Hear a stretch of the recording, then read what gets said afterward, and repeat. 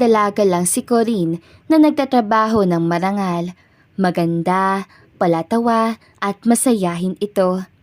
Hindi naman siya nangangarap maging isang milyonarya. Gusto niya lang iahon ang sarili sa hirap ng buhay at iyon nga ang ginagawa niya.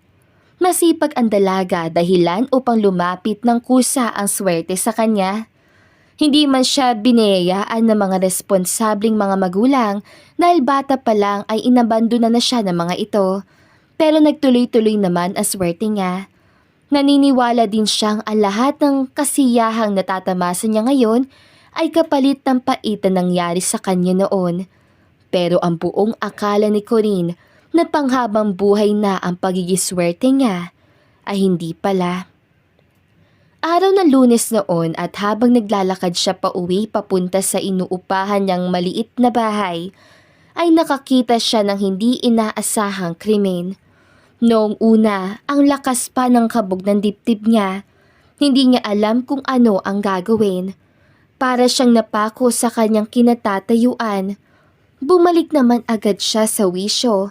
Atakma na sana magtatago, pero huli na ang lahat. Nakita na ng mga kriminal ang kanyang presensya. Doon sinubukan pa niyang tumakbo, pero naabutan din siya agad ng mga ito at binangga. Nagising ang dalaga sa matinding kirot ng kanyang ulo. Masakit din ang buo niyang katawan at parang hindi niya kayang tumayo. Iminulat niya naman agad ang dalawa niyang mata, tsaka pala niya na lamang na sa isang malaking silid siya.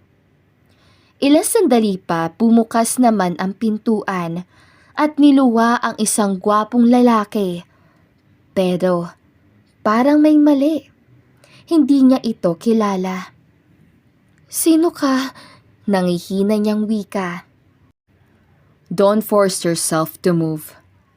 Pinatignan na kita sa personal doctor ko at may bali ang right leg mo. For now, you need to rest pa. Usal ng lalaki. "Nasaan ako?" You're at home. "Home? Sino ka ba? Sino ako? Bakit hindi ko matandaan ang sarili ko? Bakit hindi kita makilala?" Well, I am expecting that. My doctor said na possible daw magkaroon ka ng amnesia after what happened. Amnesia? Teka nga. At naguguluhan ako. Who are you? I'm Richie Rivera, and you are Faith Rivera. You are my wife, and I am your husband. Wika nito. Asawa kita? Pero paano ako maniniwalang asawa kita kung wala akong kahit isang bagay na maaalala? Nakikita mo ba yan? Sabay turo sa isang malaking frame na may litrato nilang dalawa. That's us. At yan ang litratong kuha noong ikinasal tayo. Naniniwala ka na ngayon? If hindi, I'll call my lawyer at ipapakita ko sa iyo ang marriage certificate natin. Hindi na. No need for that. I believe you.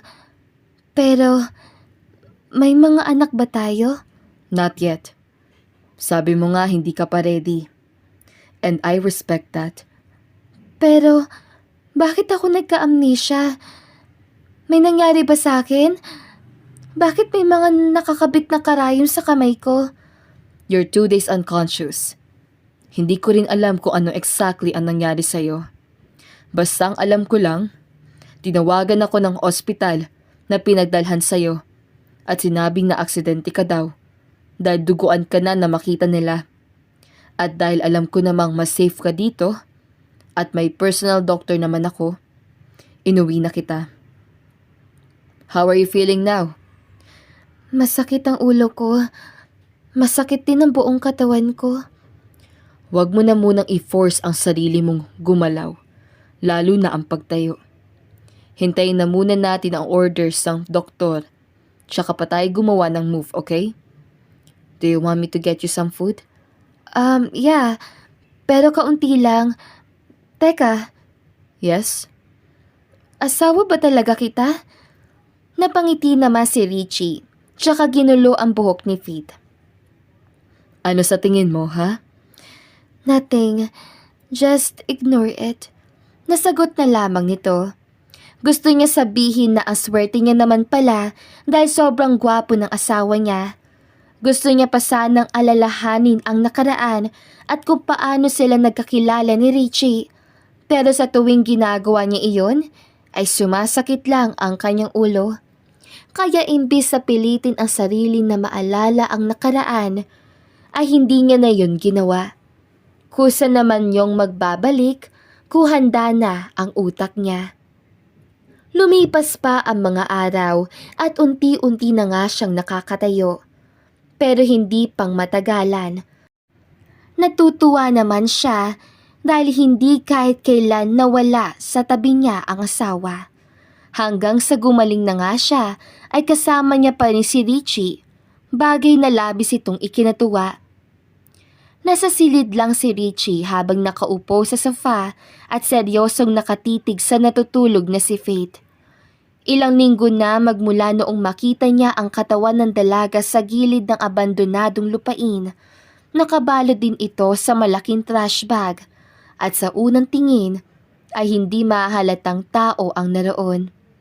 Abandonado na ang lupain yon at hindi na rin pinapasukan ng mga tao. Sa isip niya, kung sino man ang nagtangka sa buhay ng dalaga ay hindi nito ginagamit ng pulido ang kanyang utak. Akala siguro nito ay patay na ang dalaga kaya pinasok niya ito sa malaking trash bag at inilagay sa hindi mataong tao. Mabuti na lamang at napadaan si Richie sa lugar na iyon at dahil na rin sa tulong ng asong kalyeng tahol ng tahol ay nalaman niyang buhay pa ang dalaga. Sinubukan niya itong dalhin sa ospital pero na makita niyang may mga kahina-hinalang lalaki na nakapaligid sa ospital, ay inuwi niya ito agad.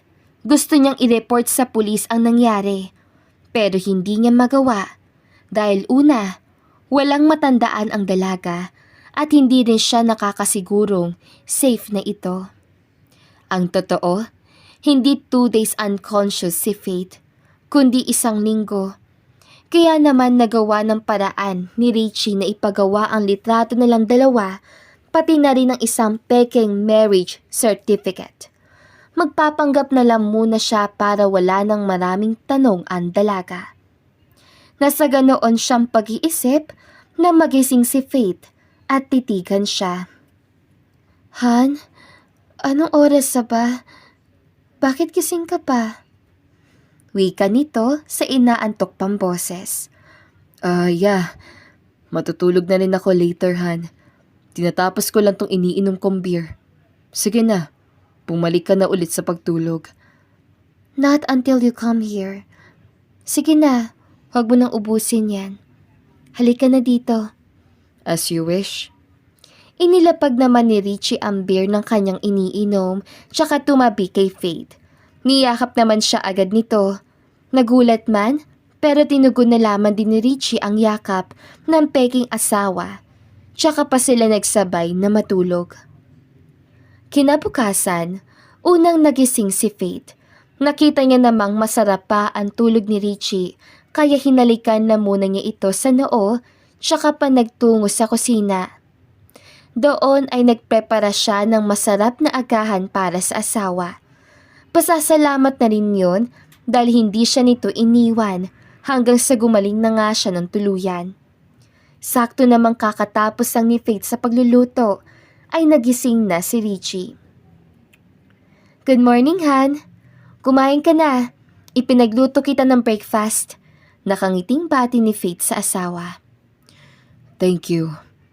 Pero sana, hindi ka na nag-abala. Ano ka ba? Napapansin ko kasi na puro lang cereal ang kinakain mo. Tapos kapag lunch naman, palagi ka na lang nagpapadeliver. Ngayon na okay na ako, oras naman para alagaan kita ulit. Napangiti naman si Richie tsaka naupo na. Ang totoo, hindi naman talaga siya sanay na may nag-aasikaso sa kanya, lalong-lalo pa sa pagkain niya dahil lumaki siyang walang yaya. Nasanay lang siya sa deliver lagi at mga pagkaing niluluto na. Nagluluto din ba ako dati, Han? Untag ni Faith. Yeah. Pero hindi naman madalas. Kapag gusto mo lang. Talaga ba? Ay, I really want to remember everything. Include our memories together. Ano ba sabi ni Doc? Hintay na lang daw natin na kusang bumalik ang memories mo. Hindi mo kailangang i-force ang iyong sarili. Everything will be back to normal. Okay? Nakita naman ni Richie ang pagiti ni Faith, kaya medyo napahinga siya ng malalim. Medyo marami pa silang pinag-usapan habang kumakain. Ilang sandali pa, tumunog naman ang cellphone ni Richie. Han, can I excuse myself for a while? I need to take this call. Sure, Han. Agad naman tumayo si Richie at tumistansya muna sa asawa. Tsaka pa sinagot ang tawag ng kanyang private investigator. Agad naman tumayo si Richie at dumistansya muna sa asawa, tsaka pa sinagot ang tawag ng kanyang private investigator. Hello, George. Anong balita? Panimula niya. Sir, confirm. Nasa lugar pa po natin ang mga kalalakihang nagtangka sa buhay ni Ma'am Faith. At ngayon, isa-isa na nilang sinusuri ang mga karatig barangay upang magtanong-tanong kung may nakakilala po ba kay Ma'am. Make sure wala silang makukuhang information. After all, confident naman ako na walang nakakitang kinuha ko si Faith sa pinaglagyan nila. Anyway, bakit ba nila natunugan na buhay pa si Faith? Pumunta sila sa abandonadong lugar para kunin sana ang bangkay ni Ma'am Faith, pero nakita nilang wala na ito doon. Tsaka pa sila nagkaroon ng ideya na buhay si Ma'am Faith. It's either kusang tumakas o may tumulong. Sir, mukhang tauhan ng malalaking sindikato tong mga lalaki na to. Kaya nga dinala ko si Faith sa private place ko para walang makakita sa kanya dito. Kahit lumabas siya, walang tao at walang makakatunog na dito ko siya dinala. Pero sir, ang malaking katanungan po dito, bakit po kaya hinahabol ng mga ito si Ma'am Faith? Hindi kaya kasama din siya sa isang sindikato? Ano pang purpose ng pagiging private investigator mo kung hindi mo masagot ang katanungan mo? I hired you. Binayaran na kita ng kompleto for you to do your job. Don't give me questions. Give me answers. Yes po, sir. I'm working on it po. Pagkasabi noon, pinatay naman agad ni Richie ang linya. Napatingin naman siya kay Faith na nooy nakatingin lang habang nakatingin sa kanya. Kailangan niyang malaman agad kung sino at ano nga ba ang rason bakit hinahabol ang dalaga ng mga di kilalang kalalakihan habang hindi pa bumabalik ang memorya nito. Hindi niya man kilala ang buong katauhan ng dalaga, pero willing siyang tumulong dito. Tapos na ba kayo mag-usap, Han? Come on! Rinig niyang tawag sa kanya ni Faith. Ngumiti naman siya tsaka lumapit dito at nagpatuloy sa pagkain. Lumipas pa ang mga araw at ang dating tahimik at hindi palatawa na si Richie ay unti-unti nang napapatawa ni Faith. Kahit man minsan corny ang jokes nito, pero hindi niya alam kung bakit bentang-benta ito sa kanya. Isang gabi, habang nasa silid lang si Richie at nanonood ng sports channel, ay biglang lumabas si Faith sa banyo at biglang naghubad sa harapan niya upang doon magbihis. Sa taranta ay dali-dali namang tinakpan ni Richie ang kanyang muka gamit ang unan at doon na pinagpawisan ng pagkarami-rami. Han, are you okay? Tanong ni Faith. Yeah. Hindi lang ako sanay na, nabigla lang ako. Nauutal niyang sagot. Nabigla? Saan? Bakit? Hindi ka pa ba nasanay dati? Don't tell me. Hindi pa tayo panonokso pa nito. What do you mean? Alam mo yun. Teka, huwag mo nga takpan ang mukha mo. Tinanggal naman agad ni Faith ang unan na nakatakip sa mukha ni Richie at doon hindi na nga niya mapigilan ang mapahalakak ng pagkalakas-lakas. And what's so funny, huh? Wala naman. Ikaw kasi eh. Ang lakas-lakas ng aircon, pero pinagpapawisan ka dyan. Masyado ba akong hot sa paningin mo, Han? Natatawa pa rin nitong wika at may pakindat-kindat pa. Hindi lang kasi ako sanay na nagbibihis ka dyan mismo sa harapan ko. O siya, sige na. Continue what you're doing. Bababa na muna ako. Jesus, umiiwas ka lang sa tukso eh. Don't worry, I won't eat you alive. Nagtawanan naman sila at niyakap lang ni Richie ang asawa. Ilang sandali pa, bigla namang nakaramdam ng pananakitang ulo si Faith, kaya bahagya siyang napahilot sa kanyang ulo. Are you okay? Yes, Han. Bigla lang sumakit ang ulo ko. Siguro dahil na rin to sa kakaligo ko every night eh. Are you sure? Do you want me to call Dr. Reyes? Hindi na kailangan, Han. Baka sa ganitong paraan, unti-unti na magbalik ang lahat ng memorya ko. Iboblower ko na muna tong buhok ko para makatulog na din ako. Tumango naman si Richie bilang tugon. Sobrang lalim ng kanyang iniisip ng mga sandaling iyon. Paano kung magbalik na ang lahat ng alaala ni Faith at hindi pa rin niya mabigyan ng solusyon ang lahat? Makakahinga lamang siya ng malalim kapag nalaman na niya safety na ang dalaga. At wala na muling magtangka sa buhay nito. Hindi niya rin alam kung bakit niya ito tinutulungan. Kahit pa alam naman niyang pwede siyang madamay sa sitwasyon, ay hindi niya na yun sineryoso. Kinabukasan, saktong kakagising lang ni Richie, ay nakatanggap siya ng mensahe galing sa kanyang private investigator na si George at sinasabing kailangan nila magkita ng personal dahil may kasagutan na siya sa lahat ng tanong na nasa kanilang isipan. Dali-dali namang naligo at nag-ayos si Richie tsaka lumabas ng silid. Han? Bihis na bihis ka yata May lakad ka ba ngayon? Untag ni Faith na nooy kalalabas lang sa kusina. Yeah. May imimit lang akong friend sa city, Han. Ganun ba? Pwede ba ako sumama, Han? Sumama? Why? Gusto ko sana mag-grocery, Han. Paubos na kasi ang stock natin sa fridge eh. Don't worry, hindi naman ako manggugulo. Ihatid mo lang ako sa mall at tatawagan na lang kita kapag tapos na ako. No, hindi pwede. But why? Magbibehave lang talaga ako, Han. Promise. Ako na ang bibili ng groceries natin pagka uwi ko. Manatili ka na lang muna dito sa bahay. Pero Han, gusto ko naman lumabas muna. Kapag gusto ko mamasyal, iniiba-iba mong usapan.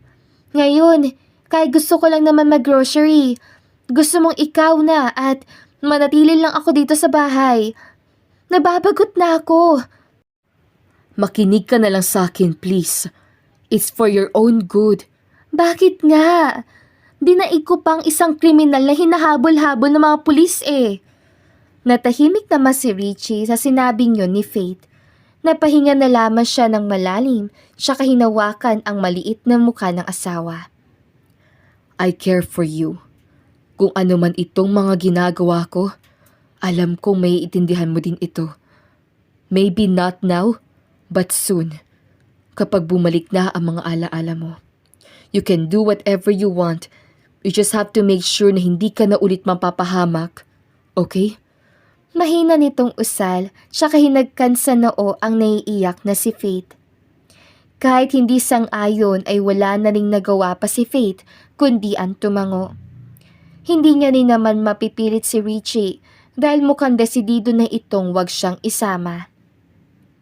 Pagkatapos silang kumain ng breakfast ay gumayak naman agad ang asawa. Tanging paghatid lang mula sa gate ang nagagawa ni Faith. Kung lumabas man siya ay wala rin siyang ibang nakikita kundi ang mga berdeng halaman at mga pananim. Walang katao-tao, masyadong malayo sa kasiyahan. Pagkatapos ng ilang minutong paglalakad sa labas ay nakakita naman siya mula sa di kalayuan ng isang dalagang mukhang mas bata sa kanya na nagwawalis. Iha! Iha! Pagtawag niya dito. Lumingon naman ang dalaga at lumapit. Bakit po? May mga kabahayan ba dito? Ay, naku, wala po ma'am. Private property po kasi ito eh. Tsaka, dito po sa pinagwawalisan ko, private din po to. Pinapasahod lang ako para maglinis at magwalis dito. Para kapag handa na silang patayuan ito ng bahay, hindi na masyadong malaki ang lilinisin nila. Ganun ba? Ngayon pa lang din kasi ako nakalabas eh. Nasa city kasi ang asawa ko at may importanteng pinuntahan kaya na-bored ako. Mabuti na lang at nakita kita dito. At least, may makakausap ako. Asawa po? Sino po? Yun po bang nakatira sa malaking bahay na yan? Oo. Dito kami nakatira. Talaga po? Bakit? Wala naman po. Madalas naman po kasi ako nandito tuwing Biyernes. Hindi ko rin naman po kasi kilala kung sino ang may-ari niyang bahay. Pero ang pagkakaalam ko, hindi talaga siya nananatili na matagal dito. Once a month lang siya bumibisita. Parang bahay bakasyonan lang. Balita ko rin po na isang bilyonaryo ang may-ari nito at wala pong asawa. Pero kasal kaming dalawa. Baka naman nakaligtaan ko lang po, ma'am. Hindi ko rin naman kasi talaga kilala ang may-ari nitong malaking bahay eh. At baka nagpakasal na nga po. Sige po ma'am at magwawalis na po ako ulit. Tumango naman si Faith at nagbihis pa ng isang pilit ng ngiti. Pagkatapos ng usapang yun ay agad naman siyang bumalik sa loob at dooy pumanhik agad sa kanyang silid. Doon pinagmasdan niya lang na mabuti ang kanilang wedding photo at doon pa lang niya napansin na parang edited lamang ang nasabing litrato. Kung titignan mo ng isang beses ay parang walang maling makikita doon, pero kapag tinitigan mong maiki ay tsaka mo palang mahalata na hindi iyon tunay. Ang lahat ng parte ng katawan ni Faith ay nanginginig. Sino nga ba siya? Totoo nga bang asawa niya si Richie? At dahil hindi naman niya masagot ang mga katanungang gumugulo sa kanyang isipan, ay tanging pag-iyak na lamang ang kanyang nagawa. Sa kabilang banda, papasok naman si Richie sa isang cafe upang doon kitain ng private investigator niyang si George. Saktong pagpasok niya ay kinawayan naman siya nito, tsaka pa siya lumapit at naupo. Simulan na po para makauwi na ako na maaga. Bibili pa ako ng groceries. Natawa naman si George sa narinig. At kailan ka pa natuto mag-grocery, sir, ha? Tumahimik ka na lang at simulan mo ng italakay sa harapan ko ang mga impormasyong nakuha mo. At yun na nga ang ginawa ni George. Sinabi nitong isang public part-timer teacher, si Faith. At ang tunay na pangalan nito ay Corinne Natividad. Galing ito sa bahay ampunan at tumakas sa edad na 15 anyos. Nagtrabaho bilang isang tindera hanggang sa mamasukan siyang kasambahay sa isang mayamang pamilya. Dahil nababaitan sila sa dalaga, ay pinag-aral nila ito at pinagtapos ng kolehiyo. Saktong pagka-graduate niya ay nakapaghanap naman agad siya ng trabaho. Doon nagpaalam siya ng taos-puso sa pamilyang pinagtatrabahuhan niya at piniling mamuhay na mag-isa. Nalaman din ni George na ang mga lalaki na naghahabol kay Corinne ay walang koneksyon sa kanya. Sakto noong araw na nabangga ang dalaga ay isang krimen din ang naganap at ang mga di kilalang kalalakihan ang may gawa. So, sinasabi mo bang kaya nila binangga si Faith, Corinne, ay dahil may nakita siyang krimen na ang mga lalaking yun ang gumawa? Kumpirmado, sir. Baka hindi sinasadya ni Ma'am Faith na makita ang senaryong yun. At dahil nga namukhaan na rin ni Ma'am Faith ang mga lalaki, gusto nila itong patahimikin para walang magdiin sa kanila sa mga pulis. Oh God! So she's really in trouble. Nalaman mo na ba kung sino-sino ang mga lalaking yun? Opo, sir. Mga tauhan po sila ng may pinakamalaking sindikato sa bansa. Mga most wanted din po sila. Bakit wala pang nagagawa ang mga pulis about that? Di ba dapat nakakulong na sila? Bakit malaya pa rin silang nakakapagpalakbay? Are they really doing their job or not? No wonder, kakaunti lang talaga ang mga pulis sa aktibo dito sa bansa natin. Huwag po kayo mag-alala, sir, at susundan ko din po ang mga lalaking yun. At ako na po ang magsusumbong sa mga pulis kung nasaan sila. Sana lang po bumalik na ang alaala ni Ma'am Faith o Ma'am Corinne para matulungan niya po ang sarili niya at para maipakulong na din ang mga kriminal na iyon. I hope so, George. Okay, sige. Humanap ka pa ng ibang informations and once may mahanap ka, call me immediately. I have to go at si Faith lang ang mag-isa sa bahay. Napangiti naman si George na siyang ikinairap ng mga mata ni Richie. And what's with that smile, huh? Wala naman po, sir. Para po kasing iba na ang aura niyo ngayon, ha? Kumpara noong mga nakaraang buwan. So, ano ang punto mo? Wala po. Pero gusto ko lang malaman mo na wala pong sabit si Ma'am Faith. Single po siya, sir. Kaya safe na safe po kayo. God, George. Kung ano man yang nasa isip mo, mali lahat yan. Okay? I am just helping her. At wala nang iba. Okay po, sir. Kinuha naman agad ni Richie ang sunglasses na nakalapag sa mesa at isinuot tsaka pa umalis sang cafe. Pinaandar niya naman agad ang kotse at doon na namili ng mga groceries. Ang totoo, hindi naman talaga siya nag-i-stock ng mga groceries sa bahay ni Iyon dahil bahay bakasyonan niya lang yon. Pero ngayon, mukhang mapaparami pa siya ng bili. Habang nasa kalagitnaan ng pamimili, ay nabaling naman ang kanyang atensyon sa isang napakagandang pulang bestida na alam niyang babagay lamang kay Faith. Nasampal niya naman agad ang sarili na mapagtanto niyang nakangiti na pala siya habang ini-imagine ang peking asawa na nakasuot ng bestida. God, Richie, what were you thinking? Hindi ka pwedeng ma-attach sa babaeng yun. Dahil kapag bumalik ang alaala niya, kasusuklaman ka niya dahil sa pagpapanggap mo. Nasabi na lamang niya sa sarili. Pero dahil mas nanaig ang kagustuhan niyang makita si Faith na nakasuot nun, ay binili niya nga ito at tuluyan ng umuwi. Pagdating sa bahay ay ganoon na lang ang gulat niya na makita ang asawa na nakaupo lang sa couch at seryosong nakatitig sa kanya. Namumugto din ang dalawang mata nito at halatang galing sa pag-iyak. Han, what happened? Nag-aalala niyang tanong. Can you please tell me the whole truth, Richie? What truth? Yung picture natin sa room. It was edited, right? What are you talking about? May nakapagsabi sa akin na marami daw nagkakakilala sa iyo. At itong bahay na to, bahay bakasyonan mo lang daw to. At hindi ka rin madalas nagpupunta dito. Teka, who told you that? Yung babaeng nagwawalis sa labas. So, lumabas ka at nakipag-usap sa iba? Alam mo, nagdududa na ako sa mga reaction mong yan eh.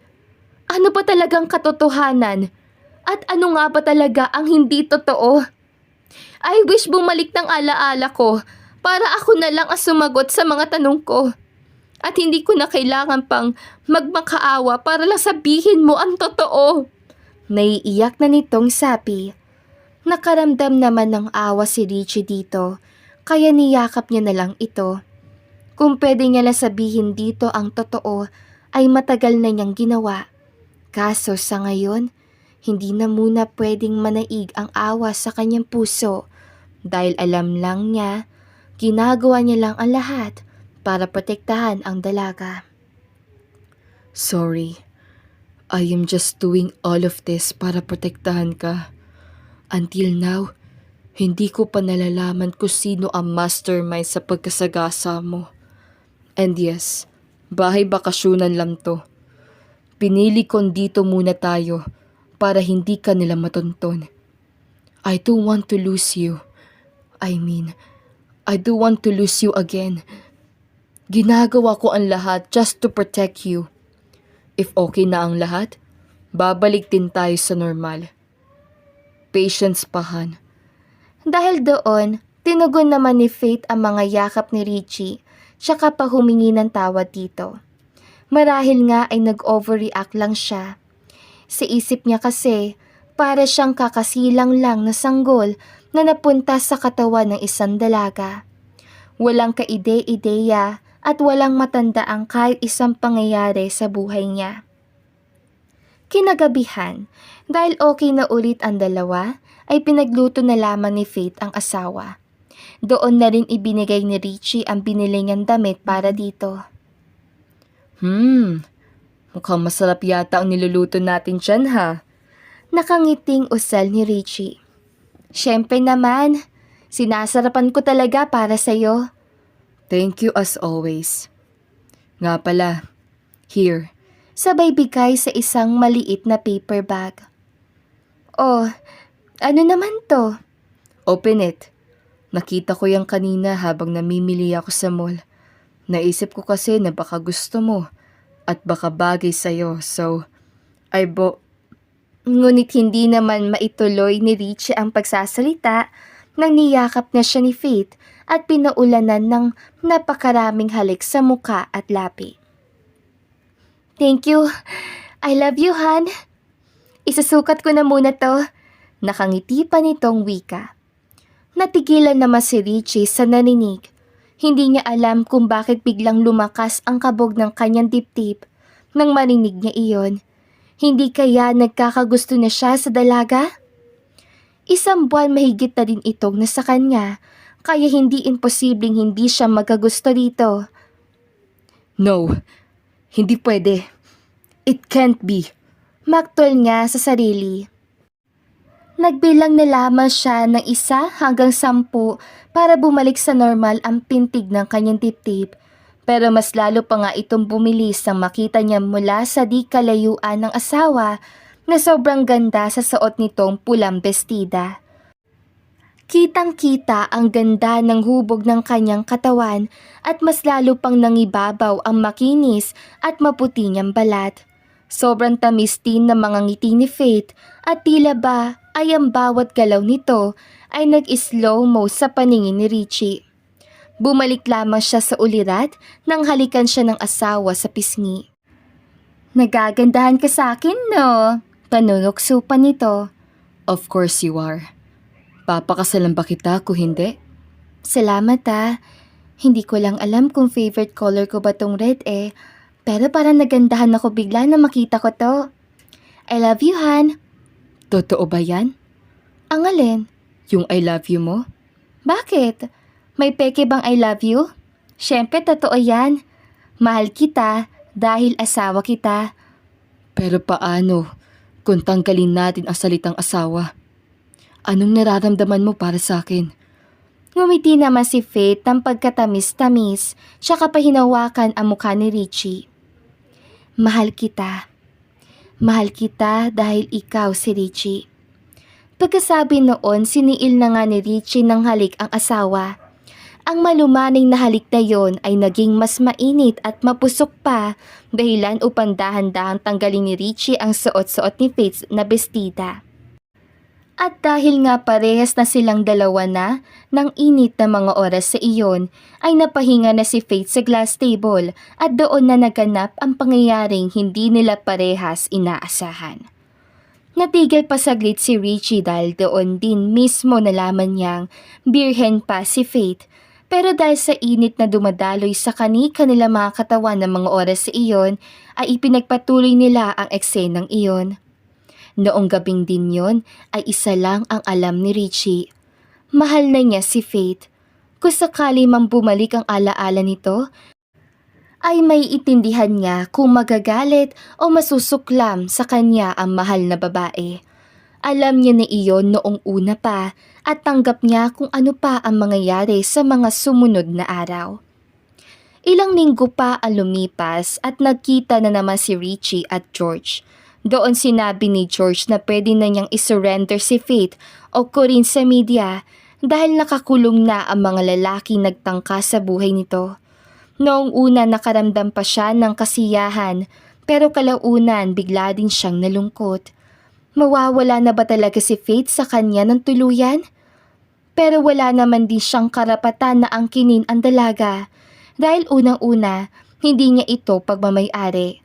Nasa ganoon siyang pag-iisip nang tumunog ang kanya cellphone. Si Faith ang tumatawag kaya sinagot niya naman agad yon. Yes, son? Panimula niya. Han, ha? Sinungaling! Tanging wika ni Faith sabay patay sa linya. Doon na medyo na alerto si Richie at dali-dali nang tumayo. Oh, saan ka pupunta, sir? Hindi pa tayo magsa-celebrate? Ikaw na muna, George. I need to go home. Parang bumalik na ang memorya ni Faith. Oh, edi okay yun, sir. Hindi okay yun, George. Huwag mo na akong tanungin kung bakit. Sige na, I have to go. Umalis naman agad si Richie at pinaandar na ang kotse. Halos paliparin niya na ito dahil sa bilis ng pagmamaneho niya. Wala na siyang pakialam kung magalit sa kanya si Faith. Ang importante ngayon ay maabutan niya ito at makapagpaliwanag siya.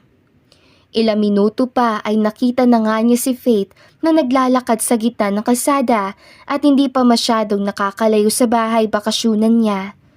Hininto niya naman agad ang kotse at bumaba. Faith. Corinne! I'm not the Faith you invented! Let me explain. Sumakay ka na muna sa kotse at ipapaliwanag ko ang lahat. Please. Don't worry, Richie. Galit lang ako sa'yo, pero hindi kita ipapakulong. Kahit naman kinidnap mo ko at dinala sa bahay mo, tinulungan mo pa rin ako. Huwag mo na akong pigilan. Hindi naman kita pipigilin. I have no right to do that. Gusto ko lang marinig mo ang side ko.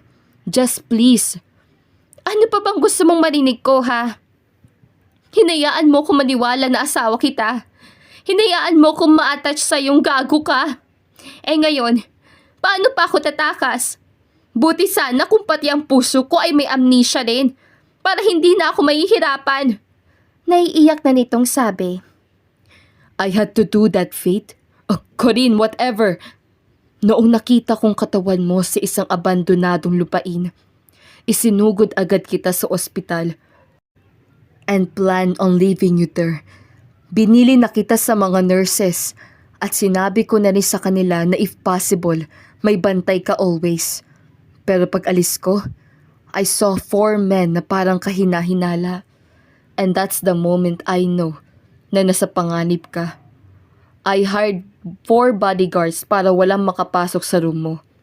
At ang medyo okay ka na, ang personal doctor ko na ang nag-alaga sa'yo at nilipat ka na namin dito. Dito, mababantayan kita 24/7. You're 1 week unconscious at yun ang ginawa ko sa pagpapa-edit ng pictures natin at fake marriage certificate. Sinadya kong dito ka dalhin dahil hindi matao. Walang makakakita sa'yo. Pinagbabawalan kitang lumabas kasi pinoprotektahan kita. Alam kong aabot tayo sa ganito. Nakamumuhian mo ako. But I don't care anymore as long as safe ka. Siguro sa lahat ng mga nasabi ko sa'yo, yung fake marriage lang ang hindi totoo. The rest, totoo na. I love you. I also love you at hindi lang ikaw ang biktima dito, Corinne. Kung namumroblema ka kung paano ako kakalimutan, ako hindi kasi wala akong planong kalimutan ka. Now, you can do whatever you want. Sampalin mo ko, murahin mo ko, sipain mo na lahat. I'll accept it. Mahaba at emosyonal na usal ni Richie. Ngunit imbes na sumagot ay tinalikuran lamang ni Corinne ang binata at dire-diretso na sa paglalakad. Doon alam na ni Richie na wala ng pag-asa. Galit na ito sa kanya. Unang beses palang umibig ni Richie pero hindi niya akalain na ganito pala kasakit. Dinaig pa niya ang naaksidente at nasagasaan. Noong gabing din yun ay hindi na siya nag-atubiling magprepara ng pagkain. Nasanay na kasi siya na si Corinne lagi ang nagluluto at nag-aasikaso sa kanya. Nasa kanyang higaan lang siya at malayo ang tingin sa kisame nang maalala niyang hindi pa niya pala na-lock ang gate. Dali-dali naman siyang bumaba at saktong pagbukas niya ng main door ay ang presensya ni Corinne ang una-una niyang nakita. Faith? Corinne? Bakit ganyan ang reaction mo? Totoo ba to? Bumalik ka? Hindi ako bumalik dahil hindi naman ako umalis. Nandiyan lang ako sa di kalayuan ng ilang oras. Nandito ako ngayon sa harapan mo para sa dalawang rason. Una, hindi ko alam kung nasaan ito. Hindi ko rin alam kung ano ang sasakyan pa uwi. Natawa naman si Richie at niyakap ng pagkahigpit-higpit ang dalaga. Masaya ka masyado ha?